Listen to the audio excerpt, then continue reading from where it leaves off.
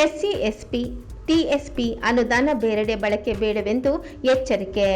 ಕರ್ನಾಟಕ ದಲಿತ ಸಂಘರ್ಷ ಸಮಿತಿ ರಾಜ್ಯಾಧ್ಯಕ್ಷರಾದ ಚಳುವಳಿ ಅಯ್ಯಪ್ಪ, ಸಂವಿಧಾನಾತ್ಮಕ ಹಕ್ಕುಗಳಡಿ ಎಸ್ಸಿ ಎಸ್ಟಿ ಸಮುದಾಯಗಳ ಅಭಿವೃದ್ಧಿಗೆ ಮೀಸಲಾದ ಅನುದಾನವನ್ನು ಕಡಿತಗೊಳಿಸುವುದು ಅಥವಾ ಬೇರೆ ಇಲಾಖೆಗೆ ವರ್ಗಾವಣೆ ಮಾಡುವುದು ಅನ್ಯಾಯಕರ ಕ್ರಮವಾಗುತ್ತದೆ ಎಂದು ಹೇಳಿದರು. ಸರ್ಕಾರ ಬಜೆಟ್ನಲ್ಲಿ ಸ್ಪಷ್ಟವಾದ ಮೀಸಲಾತಿ ಮತ್ತು ಖರ್ಚಿನ ಪಾರದರ್ಶಕತೆಯನ್ನು ಕಾಪಾಡಬೇಕು ಎಂದು ಅವರು ಒತ್ತಾಯಿಸಿದರು. ಜಿಲ್ಲಾಧ್ಯಕ್ಷರಾದ ಪ್ರಸಾದ್ ತಮ್ಮ ಅಭಿಪ್ರಾಯಗಳನ್ನು ವ್ಯಕ್ತಪಡಿಸಿದರು. ಸಮಗ್ರ ಅಭಿವೃದ್ಧಿಗೆ ಮೀಸಲಿಟ್ಟಿರುವ ಎಸ್ಸಿ ಎಸ್ಪಿ ಟಿಎಸ್ಪಿ ಅನುದಾನವನ್ನು ಯಾವುದೇ ಕಾರಣಕ್ಕೂ ಬೇರೆ ಇಲಾಖೆಗಳ ಅಗತ್ಯಗಳಿಗೆ ಬಳಸಿದಲ್ಲಿ ಮುಂದಿನ ದಿನಗಳಲ್ಲಿ ರಾಜ್ಯಾದ್ಯಂತ ಹೋರಾಟವನ್ನು ತೀವ್ರಗೊಳಿಸಲಾಗುವುದು ಎಂದು ದಲಿತ ಪರ ಹೋರಾಟಗಾರರು ಸರ್ಕಾರಕ್ಕೆ ಸ್ಪಷ್ಟ ಎಚ್ಚರಿಕೆ ನೀಡಿದರು. ದಲಿತ ಸಂಘಟನೆಗಳನ್ನ ಹಲವಾರು ಸಂಘಟನೆಗಳನ್ನ ಏನಕ್ಕೆ ಕರೆಯಲ್ಲ ಅಂತ ಹೇಳಿದ್ರೆ, ಸರ್ಕಾರ ಪರವಾಗಿರೋರನ್ನ ಅವರು ಕರೀತಾರೆ. ಏನಕ್ಕಂತ ಹೇಳಿದ್ರೆ, ಸರ್ಕಾರ ಬಂದು ಅನುದಾನನ ಸರ್ಕಾರ ಪರವಾಗಿ ಯಾರು ಮಾತಾಡ್ತಾರೋ ಅವ್ರನ್ನ ಕರೀತಾರೆ. ನಾವೇನು ಹೇಳ್ತಾ ಇದ್ದೀವಿ, ದಲಿತರು ಹಣವನ್ನು ದುರುಪಯೋಗ ಮಾಡ್ಕೊಳ್ತಾ ಇರುವ ಈ ಸರ್ಕಾರವನ್ನು ನಾವು ಬಂದು ಕಡೆಗಣಿಸ್ತೀವಿ. ಏನಕ್ಕಾಗಿ ಕಡೆಗಣಿಸ್ತೀವಿ ಅಂತ ಹೇಳಿದ್ರೆ, ನಮ್ಮ ದಲಿತರ ಹಣವನ್ನು ದಲಿತರಿಗೆ ಯೂಸ್ ಮಾಡದೆ ಮತ್ತೊಂದು ಕಾರ್ಯಕ್ರಮಕ್ಕೆ, ಉಚಿತ ಕಾರ್ಯಕ್ರಮಕ್ಕೆ, ಗ್ಯಾರಂಟಿ ಕಾರ್ಯಕ್ರಮಕ್ಕೆ ಯೂಸ್ ಮಾಡ್ತಾರೆ. ಆಮೇಲೆ ಈ ದಲಿತರ ಅನುದಾನನ ಇಲ್ಲಿ ತನಕನೂ ಯಾರಿಗೂ ಒಂಟಿ ಮನೆ ಚೂರು ಇಲ್ದಿರೋರಿಗೆ ಚೂರು ಕೊಡಬೇಕಂತ ಹೇಳಿ ಬಾಬಾ ಸಾಹೇಬ್ ಅಂಬೇಡ್ಕರ್ ಆ ಕಾಲದಲ್ಲಿ ಸಂವಿಧಾನದಲ್ಲಿ ಬರೆದಿಕ್ಕವ್ರೆ. ಆ ಸಂವಿಧಾನವನ್ನು ರಕ್ಷಣೆಯಲ್ಲಿ ಇವರು ಕೂತಿರೋ ಸರ್ಕಾರಗಳು ಯಾವುದೇ ರೀತಿಯಲ್ಲಿ ಅವ್ರಿಗೆ ರಕ್ಷಣೆಯನ್ನು ನೀಡ್ತಾ ಇಲ್ಲ, ಅವ್ರಿಗೆ ಸಂವಿಧಾನಬದ್ಧವಾಗಿ ಏನೂ ಮಾಡ್ತಾ ಇಲ್ಲ. ಆದ ಕಾರಣದಿಂದ ಈ STP TSP ಫಂಡ್ ಏನಿದೆಯೋ, ಈ ಫಂಡನ್ನು ಬಂದು ಮುಂದಿನ ಸರ್ಕಾರ BJP ಸರ್ಕಾರ 7D ಅಂತ ಹೇಳಿ ನಮ್ಮ ಹಣವನ್ನು ದುರುಪಯೋಗ ಮಾಡಿಕೊಂಡಿತ್ತು. ಅದನ್ನು ಬಂದು ಈ ಆಗಿಂದ ಸರ್ಕಾರ ನಾನು ಬಂದ ಮೇಲೆ ನಾನು ಬಂದು ದಲಿತರಿಗೆ ಮೀಸಲಿಡ್ತೀನಿ ಅಂತ ಹೇಳಿ ನಮ್ಮ ಸಿದ್ದರಾಮಯ್ಯ ಸಾಹೇಬ್ರವರು ಹೇಳಿದರು. ದಲಿತರ ಪರವಾಗಿ ಇವರು ಮಾಡ್ತಾರೆ ಅಂತ ಹೇಳಿ ನಾವು ಕಾಯ್ದು ನೋಡಿದ್ದೀವಿ. ಇಲ್ಲಿ ತನಕ 3 ವರ್ಷದಿಂದ ಇದನ್ನು ಬಂದು ಗ್ಯಾರಂಟಿಗಾಗಿ ಈ ದುಡ್ಡನ್ನು ದುರುಪಯೋಗ ಮಾಡ್ತಾ ಇದ್ದಾರೆ. ಆಮೇಲೆ ಅಧಿಕಾರಿಗಳು ಇದನ್ನು ಬಂದು ನಾನಾ ರೀತಿಯಲ್ಲಿ ಈ ದುಡ್ಡುಗಳನ್ನ ಲೂಪೋಲ್ ಮಾಡ್ತಾ ಇದ್ದಾರೆ. ಅವರ ವಿರುದ್ಧ ಇಲ್ಲಿ ತನಕ ಒಂದು ಅಟ್ರಾಸಿಟಿ ಕಾಯ್ದೆನೂ ಬಿತ್ತಿಲ್ಲ. ಏನಕ್ಕಂತ ಹೇಳಿದ್ರೆ, ದಲಿತರಿಗಾಗಿ ಮೀಸಲಿಟ್ಟಿರೋ ದುಡ್ಡನ್ನ ಯಾರು ಕಬಳಿಸ್ತಾರೋ ಅವರು ಅಟ್ರಾಸಿಟಿಗೆ ಒಳಪಡ್ತಾರೆ. ಅವ್ರ ಮೇಲೆ ಯಾವುದೇ ರೀತಿಯಲ್ಲಿ ಕ್ರಮ ತಗೊಳ್ಳಲ್ಲ. ಇದನ್ನು ನಾವು ಹಲವು ಬಾರಿ ಹೋರಾಟ ಮಾಡಿ ರಾಜ್ಯಪಾಲರಿಗೂ ಮನವಿ ಕೊಟ್ಟಿದ್ದೀವಿ, ಮುಖ್ಯಮಂತ್ರಿಗೂ ಮನವಿ ಕೊಟ್ಟಿದ್ದೀವಿ.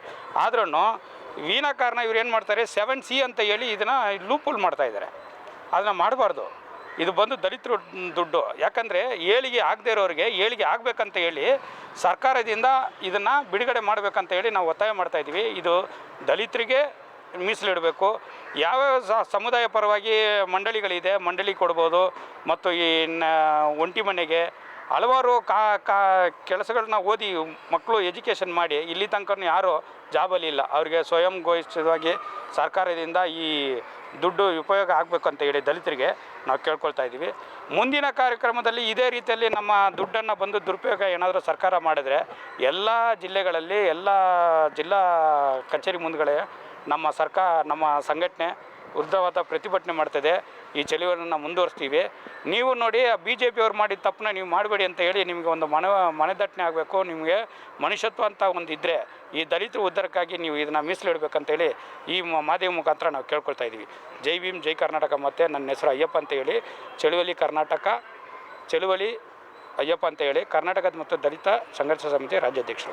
ಅದು ನಾವು ನಿರಂತರವಾಗಿ ಎಚ್ಚರಿಕೆ ನೀಡ್ತಾನೆ ಇರ್ತೀವಿ. ಬಜೆಟ್ ಅಂತ ಅಲ್ಲ, ಬಜೆಟ್ ಮುಂದೆ ಅಂತನೂ ಅಲ್ಲ, ಬಜೆಟ್ ಹಿಂದೆ ಅಂತನೂ ಅಲ್ಲ. ನಮಗೆ ಯಾವತ್ತು ನಮಗೆ ಮೂಲಭೂತ ಸೌಕರ್ಯಗಳಿಗೆ ಧಕ್ಕೆ ಆಗುತ್ತೋ ಅವತ್ತೆಲ್ಲ ನಾವು ವಾಯ್ಸ್ ಎತ್ತಿದ್ದೀವಿ, ಮಾತಾಡಿದ್ದೀವಿ. ಇವತ್ತು ಬೇಕಾದರೆ ಚಾಲೆಂಜ್ ಮಾಡ್ತೀನಿ, ಒಂದು ಸಮೀಕ್ಷೆ ಮಾಡಿ. ಒಂದು ಬೆಂಗಳೂರೇ ಸಿಂಪಲಾಗಿ ತಗೊಳ್ಳಿ. ಬೆಂಗಳೂರು ಆರ್ಟ್ ಆಫ್ ಸಿಟಿ ಅಂತ ಹೇಳ್ತಾರೆ. ಆಲ್ ಓವರ್ ಏಷ್ಯಾದಲ್ಲೇ ಇಲ್ಲ ಅಂದ್ರೂ ಕೂಡ 10ನೇ ರ್ಯಾಂಕು 9ನೇ ರ್ಯಾಂಕು ಅಂತ ಹೇಳ್ತಾರೆ. ಆಯಿತಾ, ಸಿಲಿಕಾನ್ ಸಿಟಿ ಅಂತ ಹೇಳ್ತಾರೆ, ಆದರೆ ಗಾರ್ಡನ್ ಸಿಟಿ ಅಂತಲೂ ಹೇಳ್ತಾರೆ. ಆದರೆ ಇಲ್ಲೇ ನೀವು ಒಂದು ಸಮೀಕ್ಷೆ ಮಾಡಿ. ಮೂಲಭೂತ ಸೌಕರ್ಯಗಳು ಇಲ್ಲದೆ ಎಷ್ಟು ಗಲಿಗಳಿದೆ, ಎಷ್ಟು ಏರಿಯಾಗಳಿದೆ, ಎಷ್ಟು ಕ್ಷೇತ್ರಗಳಿದೆ ಅಂತ ನೀವೇ ಮಾಡಿ. ಎಲ್ಲ ಕ್ಷೇತ್ರದಲ್ಲೂ ಕೂಡ ಮುಚ್ಚಾಕ್ತಾ ಇದ್ದಾರೆ. ಅವತ್ತು ಒಂದು ಮೋದಿ ಬಂದರು ಅಂತ ಹೇಳ್ಬಿಟ್ಟು ಸ್ತಂಭಗಳಿಗೆಲ್ಲ ಗೋಡೆ ಕಟ್ಟಿ ಬಟ್ಟೆ ಕಟ್ಟಿ ಮುಚ್ಚಾಕಂಗೆ ಇವತ್ತು ಮೂಲಭೂತ ಸೌಕರ್ಯಗಳಿಗೆ ಸಂಬಂಧಪಟ್ಟಂಗೆ ಇವತ್ತು ಕೂಡ ಮುಚ್ಚಾಕ್ತಾ ಇದ್ದಾರೆ. ಆ ಕನ್ಸಂಟು ಶಾಸಕರು ಆಗಲಿ ಮತ್ತು ನಗರಸಭಾ ಸದಸ್ಯರುಗಳಾಗಲಿ ಯಾರಿಗೂ ಕೂಡ ಕಾಳಜಿ ಇಲ್ಲ. ಯಾಕಂದರೆ ಅದು ಅಲ್ಲಿ ಹೋದ್ರೆ ಯಾವುದೇ ರೀತಿ ಪರ್ಸೆಂಟೇಜ್ಗಳು ಬರೋದಿಲ್ಲ. ಪರ್ಸೆಂಟೇಜ್ಗಳು ಬರದೇ ಇರೋದ್ರಿಂದ ಆ ಮೂಲಭೂತ ಸೌಕರ್ಯಗಳಿಗೆ ಧಕ್ಕೆ ಆಗ್ತಾಯಿದೆ. ಇವತ್ತು ನಾವು ಏನು ಮಾತಾಡ್ತಾ ಇದ್ದೀವಿ, SCPT SP ಅನುದಾನ ಯಾವುದೇ ಕಾರಣಕ್ಕೂ ಅದು ಫೋಲ್ ಆಗಬಾರ್ದು, ದುರುಪಯೋಗ ಆಗಬಾರ್ದು ಅಂತೇಳಿ ನಾವು ಎಷ್ಟೋಕ್ಕಿಂತ ಮನವಿ ಕೊಟ್ಟರೂ ಕೂಡ ಆಗ್ತಾನೇ ಇದೆ.